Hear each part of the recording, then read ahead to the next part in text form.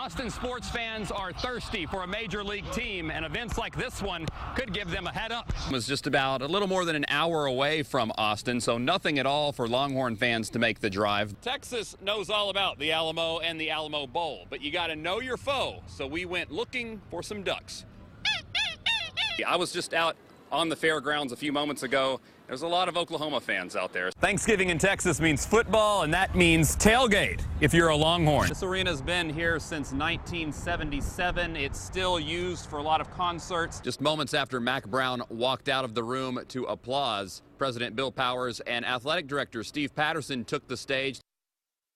Impacted ticket sales for this weekend's game. It is Texas OU weekend, and I'm ready to hook 'em. Who's coming with me? It's rivalry week.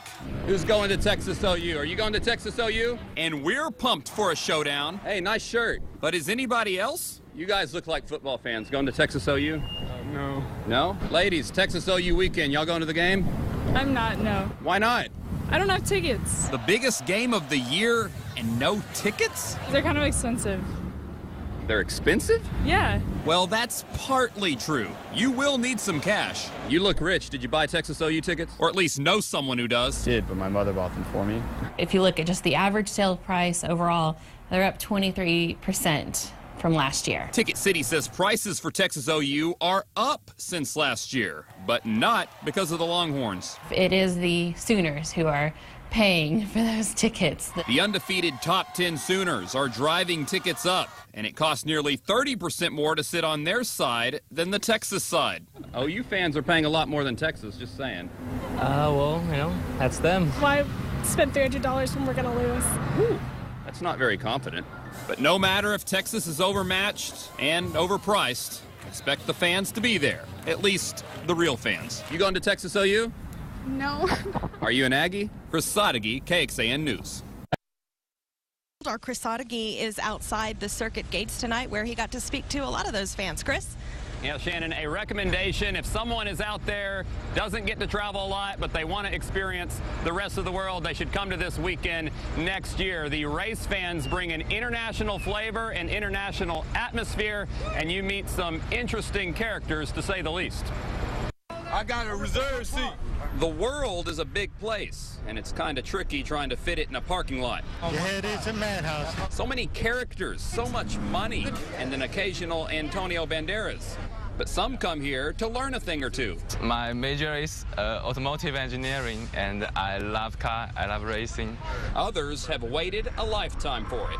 I've been watching it for 4 decades, so this is pretty special for me. And then there's this guy and gal. I'm Don Diego. This is Lola. I'm Lola. You may have guessed they aren't from around here. And we're here for the Formula Uno. From Ecuador, Quito. Yeah, baby. Muy bien. Different strokes, different folks, but there's one thing everyone in the world loves. The speed. The speed. The speed gives me the goosebumps. Goosebumps, and at the end of the race, maybe some hearing loss. But we'll let Don go ahead and explain that one too. No, it ain't no noise.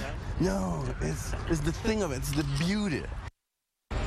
He came to Austin. That guy makes me want to go to Ecuador. Now, the parking lot is emptying out right now. Most of those 113,000 headed home. Looks like traffic on 812 is moving pretty slowly right now. About 14,000 people stayed for the Pitbull concert at the amphitheater.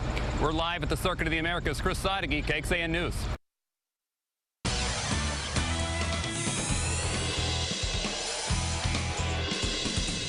As you just heard, the weather could get ugly tomorrow, so rather than risk a rainout, the UT baseball team decided not to play on Sunday and play 2 games with Oklahoma State this afternoon. Parker French was on the mound for Game 1, and he was locked in. He went 8 innings, allowing just 6 hits and chalking up 6 Ks along the way. Then he gets some run support in the 4th inning when Kevin Lusson grounds to third. The Cowboys come home with the throw, but it hits Alex Silver in the back. He scores to give the Horns a 1-run lead, even though he might have a bruise between the shoulder blades. Then it's Augie's team, and that means Augie ball. Jacob Feltz, the perfect bunt on the safety squeeze to bring home Jordan Etier. Horns take a 2-0 lead into the 6th. When it's Feltz again, Augie lets him swing away this time, and he knows what to do with it. The line shot into center to score a run. Horns win the game with a shutout of the Cowboys, 5-0. That sets up a series rubber game in the second half of the Twin Bill. Horns in trouble early, though.